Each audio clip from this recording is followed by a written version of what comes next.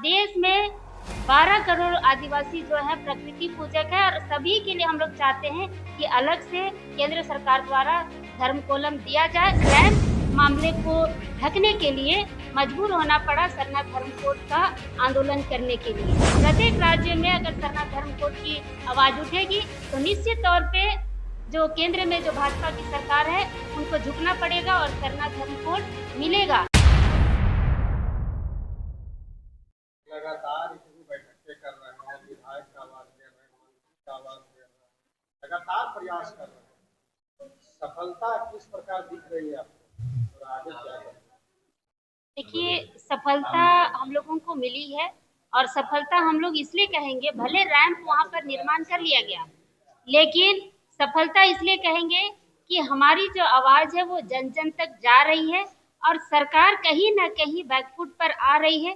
इसीलिए जो सरना धर्म कोड का जो मामला था वो कभी आज तक झारखंड बनने के बाद कभी किसी भी राजनीतिक पार्टी के लोगों ने सड़क पर उतरकर आंदोलन नहीं किया। वो हमारा सामाजिक मामला था, लेकिन आज उन लोगों को मजबूर होना पड़ा, रैंप मामले को ढकने के लिए मजबूर होना पड़ा सरना धर्म कोड का आंदोलन करने के लिए। तो हम ये कहना चाहेंगे कि सरकार या जो भी सत्ता पक्ष के लोग हैं या विपक्ष के लोग भी हैं, राजनीति ना करे समाज के साथ। और अगर सरना धर्म कोड की बात करनी है तो कांग्रेस तो पूरे देश में है, तो पूरे देश के प्रत्येक राज्य में क्यों नहीं आंदोलन किया जा रहा है सरना धर्म कोड के लिए? अगर पूरे देश में प्रत्येक राज्य में अगर सरना धर्म कोड की आवाज उठेगी तो निश्चित तौर पे जो केंद्र में जो भाजपा की सरकार है उनको झुकना पड़ेगा और सरना धर्म कोड मिलेगा। लेकिन सिर्फ और सिर्फ झारखंड में आंदोलन करना कहीं ना कहीं वो हमारे झारखंड के आदिवासियों को ठगने वाली बात है। और जितने भी आदिवासी समाज के लोग हैं उनसे हम लोग आह्वान करना चाहेंगे कि राजनीतिक पार्टी के जो ये सरना धर्म कोड को लेकर जो बातें उठाई जा रही है उसके चक्कर में ना पड़े। एकजुटता के लेकर के एक सवाल उठा, अभी बंधन विवाह के लेकर के बहुत बड़ा मामला उठा हुआ है, उनको बोल दे रहे हैं, उनका माँ कुछ और है, बाप कुछ और है और उसको धर्म गुरु बोला जाता है। आप क्या क्या? देखिए, इस तरह की जो बातें आ रही है वो हमारे ही समाज के कुछ लोग हैं जो लोग नहीं चाहते हैं कि आदिवासी सरना समाज एकजुट हो, और वैसे लोग बोल रहे हैं जो अपने आप को हिंदू कहते हैं, आदिवासी तो हैं मगर अपने आप को हिंदू कहते हैं, और ये भी कह रहे हैं कि देश में जितने भी सरना धर्मावलंबी या झारखंड में जितने सरना धर्मावलंबी हैं सभी आदिवासी हिंदू हैं। पर हम लोग इस बात को कटाक्ष करते हैं, जितने भी प्रकृति पूजक हैं सरना धर्मावलंबी हैं वो आदिवासी हिंदू नहीं है, हम हिंदू के कैटेगरी में नहीं है। अगर हम हिंदू होते तो हम भी दुर्गा मंदिर हो, राम मंदिर हो या बजरंगबली मंदिर हो, वहाँ अपने पहान के द्वारा वहाँ मुर्गी चेंगना, वहाँ पर अरवा चावल से वहाँ पर पूजा करते, वहाँ पर हम लोग मुर्गी का बलि चढ़ाते। लेकिन हम लोग ऐसा नहीं करते हैं। हमारा रीति रिवाज, परंपरा, संस्कृति सब कुछ हिंदुओं से अलग है, ईसाइयों से अलग है, अन्य धर्मों से अलग है। इसलिए हम लोगों को अलग से पहचान दिया जाए। हम लोग हिंदू नहीं है, ना ही किसी अन्य धर्म के हैं।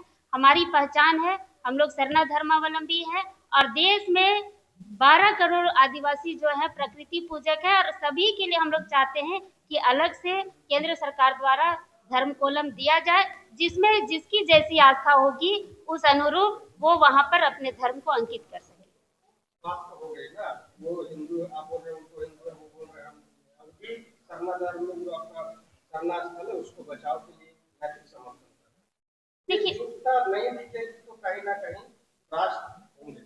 देखिए, एकजुटता हम लोग है, लेकिन वैसे लोग दिग्भ्रमित कर रहे हैं। एक तरफ आप सरना बचाने के लिए नैतिक समर्थन कर रहे हैं, हम आपका स्वागत करते हैं, लेकिन दूसरी तरफ कहेंगे कि सभी आदिवासी हिंदू है तो इस पर हम लोग नहीं मानेंगे, ये बिल्कुल गलत है। और संविधान ने हमें कस्टमरी लॉ दिया है, और अगर हम हिंदू होते तो हिंदू एक्ट के तहत हम लोगों को संचालित होना पड़ता है, लेकिन हम लोग कस्टमरी लॉ के तहत संचालित होते हैं। इसका मतलब कहीं ना कहीं हमारा अलग रीति रिवाज परंपरा है और इसमें किसी को इसमें दोमत होने की जरूरत नहीं है। हम लोग एक हैं, एक रहेंगे। भले कुछ लोग छिटपुट होकर धर्म परिवर्तित करके दूसरे तरफ हो गए हैं, लेकिन सरना धर्मावलंबी प्रकृति पूजक हम लोग एक हैं। डिलिस्टिंग का भी मामला होता है, समर्थन कर रहे हैं। देखिए, डिलिस्टिंग का मुद्दा जो है, हमको लगता है कि उसको लोकसभा में इस आवाज़ को उठाना चाहिए। जो आपका ये जितने भी हमारे सांसद हैं, देश में जितने भी आदिवासी सांसद हैं, उनको बैठकर इस पर विचार करना चाहिए। डिलिस्टिंग का मुद्दा हमको लगता है ये राजनीतिक मुद्दा है, और इसको राजनीतिक तरीके से इसको सॉल्व करना चाहिए।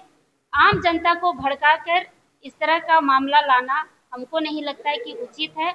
एक तरफ हम कहते हैं कि कोई भी आदिवासी महिला, संविधान में ये लिखा हुआ है कि वो मरते दम तक किसी भी जाति धर्म से शादी कर लेगी, लेकिन मरते दम तक आदिवासी रहेगी। तो वो कहाँ से होगा? जब तक संविधान में आप संशोधन नहीं कीजिएगा तो वो चीज़ तो हटेगा नहीं। तो डिलिस्टिंग का मुद्दा भी संशोधन पर आधारित है। जब तक वहाँ पर लोकसभा में संशोधन नहीं होगा संविधान का, तब तक आप सड़क पर उतर कर इस तरह का आंदोलन करके आप राजनीति ही कीजिएगा। तो उसको तो आप लोकसभा से हटाइएगा ना, संशोधन करके हटाइएगा। आप वहां से जब तक कानून नहीं बनाइएगा लोकसभा से, केंद्र से उसको पारित नहीं कीजिएगा, राष्ट्रपति का मुहर नहीं लगेगा, तब तक आप तो लोग तो लाभ उठाएंगे ही। तो वो तो राजनीति का मुद्दा है, तो राजनीतिक तरीके से उसको हल करना चाहिए। लेकिन इसको इस तरह से लाना, लोगों को दिग्भ्रमित करना और आदिवासी समाज को बांटने वाली बात है। मैं कुंद्रा सिंह मुंडा, समाज।